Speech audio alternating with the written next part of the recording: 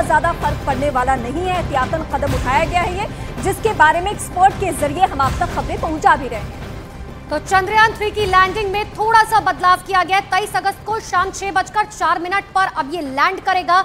हर कोई इस बात की दुआ कर रहा है कि सेफ्टी लैंडिंग जो है वो किसी तरीके से हो। हालांकि 17 मिनट की देरी जो है वो की गई है। 17 मिनट बाद अब जो है लैंड करेगा। पहले 5:47 पर लैंड होना था, लेकिन अब 6:04 पर लैंड होगा, क्योंकि साइंटिस्ट ये मानते हैं कि हमें कोई जल्दबाजी नहीं है। हम चाहते हैं आसानी से लैंडिंग हो और सेफ लैंडिंग हो, और इसीलिए टेक्निकलिटीज को ध्यान में रखते हुए शाम 6:04 पर अब चंद्रयान 3 चांद पर लैंड होगा। तो इस वक्त की सबसे बड़ी खबर, और हमारी सहयोगी प्रियंका इस वक्त हमारे साथ जुड़ रही है। एक बार फिर से हम उनका रुख करेंगे। प्रियंका, एक्सपर्ट के जरिए हम तमाम वो जो टेक्निकल वाले सारे पहलू हैं उन सबको छूने की कोशिश करें, ताकि हमारे दर्शकों को आसानी से समझ में आ सके कि कहाँ पे क्या दिक्कतें आ सकती हैं और कहाँ पे हम सहूलियत के साथ कदम बढ़ा रहे हैं। लेकिन मेरा सवाल इससे ज़रा अलग हटके है, क्योंकि वक्त वक्त पे दुनिया के सामने हमने अपनी ताकत, हथियारों के लिहाज से आत्मनिर्भर भारत के जरिए दिखाने की कोशिश की है। ये चंद्रयान 3 जो है हमारी तीसरी कोशिश है।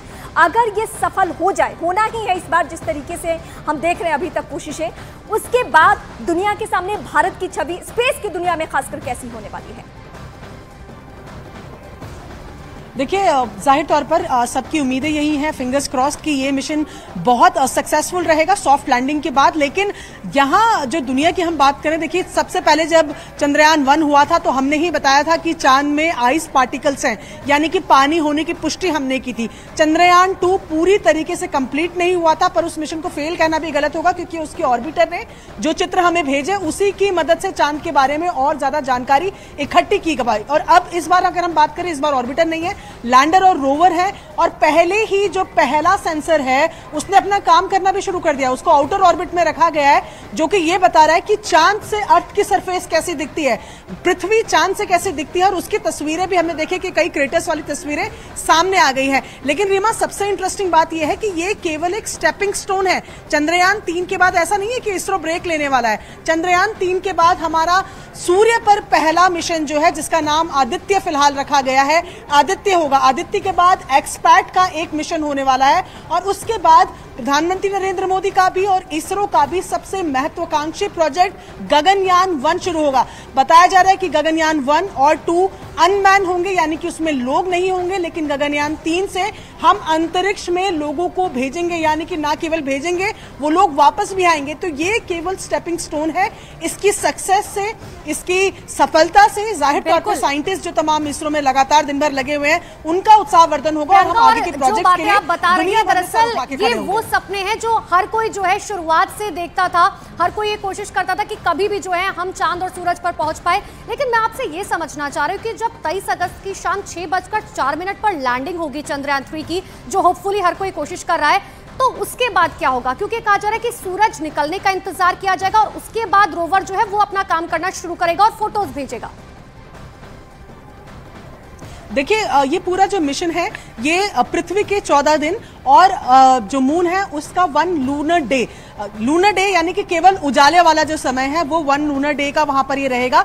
ऐसे में जैसे ही विक्रम लैंडर से ये रोवर अलग होगा, ये स्क्रोल करेगा ये आसपास, क्योंकि इसमें व्हील्स लगे हैं, ये व्हील्स की मदद से आसपास की जगहों पे खोजबीन करेगा। वहां की जो मिट्टी के सैंपल्स या जो मिनरल्स को ढूंढने के लिए इस मिशन को रखा गया है, इसमें कई तरीके के आउटकम्स आने हैं, जिसमें सिस्मिक ग्रोथ कैसी है, यानी कि भूकंप की परिस्थितियां चांद की सरफेस पर कैसी है, क्या चांद का अपना कोई मौसम है, क्या चांद में रेयर मिनरल्स हैं जो अर्थ में नहीं है, जो पृथ्वी में नहीं है, और ऐसे कौन से खनिज वहां मिल रहे हैं, इन तमाम चीजों की जिम्मेदारी जो है वो रोवर की है। तो रोवर ऐसे में जाकर इन 14 दिनों के समय में, यानी कि 1 लूनर डे के समय में, इन तमाम जानकारियों को इकट्ठा करेगा। वो अपने सिग्नलिंग सिस्टम से इसे विक्रम को देगा, और विक्रम लैंडर इसे अर्थ स्टेशन बैंगलोर इसरो में देगा। यानी कि वो तमाम जानकारी जिसके लिए इस मिशन को मुख्य तौर पर किया गया है, उसको इकट्ठा करने का काम रोवर का ही है। रोवर उस इंफॉर्मेशन को इकट्ठा करके विक्रम, और विक्रम के बाद ये अर्थ स्टेशन बैंगलोर पे आएगा,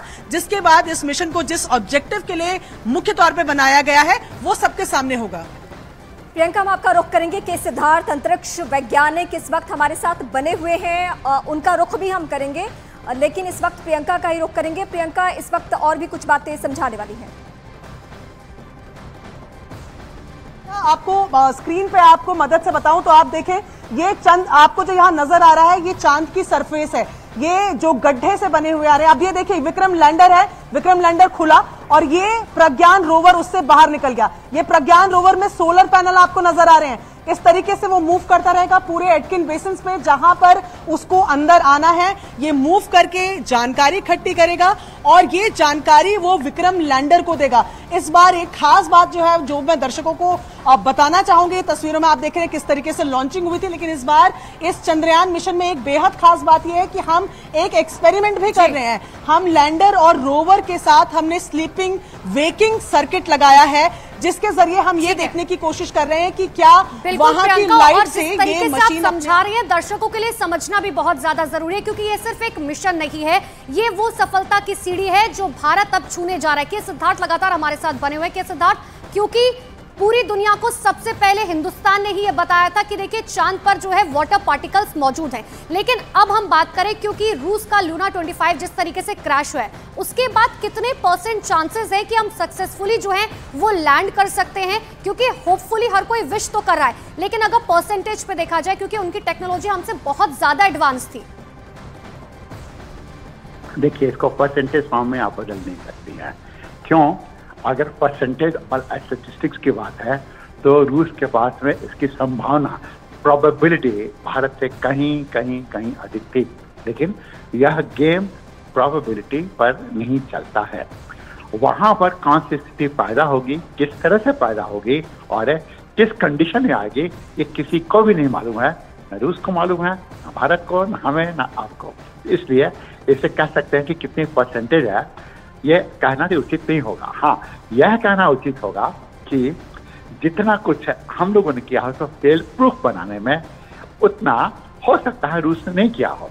और आप यह मानिए, ठीक, आप यह बात मान के चलिए कि भारत के कुछ जो अंतरिक्ष की टेक्नोलॉजी है वह दुनिया की सबसे उत्तम है, सबसे उत्तम है, वह पूरी दुनिया नहीं जानती है।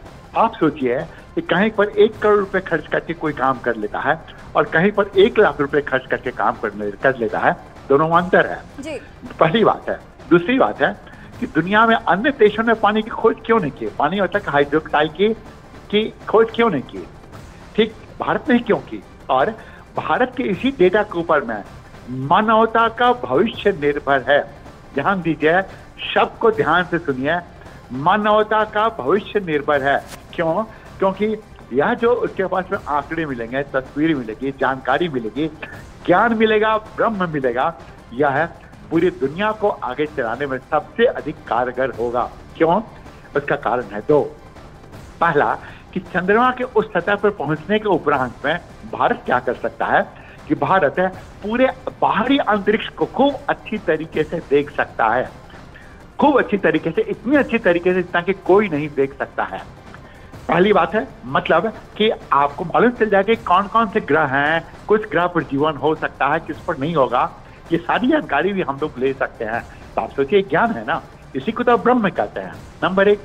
दूसरा, चंद्रमा पर उतरने के बाद में क्या हो सकता है, ये जो हाइड्रोक्साइड है, ये हाइड्रोक्साइड है, यह भी चीज कर सकता है कि रॉकेट के लिए, जो नए रॉकेट आएंगे उनके लिए ईंधन का काम करेगा। अब अगर नए रॉकेट के ईंधन का काम करेगा तो आप पृथ्वी से कहीं पर रॉकेट क्यों भेजेंगे, मंगल ग्रह पर रॉकेट क्यों भेजेंगे? आप भेजेंगे कहाँ से? चंद्रमा से। क्यों? क्योंकि नया रॉकेट आ जाएगा और पृथ्वी का ग्रेविटेशन कहीं कहीं अधिक है, चंद्रमा का ग्रेविटेशन अधिक है ही नहीं, तो चंद्रमा के ग्रेविटेशन से वह आसानी से जा सकता है किसी भी स्थान पर। तो बाहरी जो सिद्धार्थ सर, आपके जरिए हम अपने दर्शकों तक ये खबरें पहुंचाने वाले हैं, ये बहुत महत्वपूर्ण जानकारी आपके जरिए हम दर्शकों तक पहुंचा रहे हैं इस वक्त। लेकिन कुछ और खबरों का भी हम रुख करेंगे। बीजेपी अध्यक्ष जेपी नड्डा हिमाचल प्रदेश के दौरे पर हैं और जेपी नड्डा ने हिमाचल प्रदेश में भारी बारिश होने से नुकसान वाले जगहों का जायजा लिया। देखिए, बाढ़ प्रभावित लोगों से भी जेपी नड्डा ने मुलाकात की। जेपी नड्डा ने इस बात की जानकारी दी है कि हिमाचल प्रदेश के हालात पर केंद्र सरकार फिलहाल चिंताजनक है। हालात पर पीएम मोदी की भी नजर है। पीएम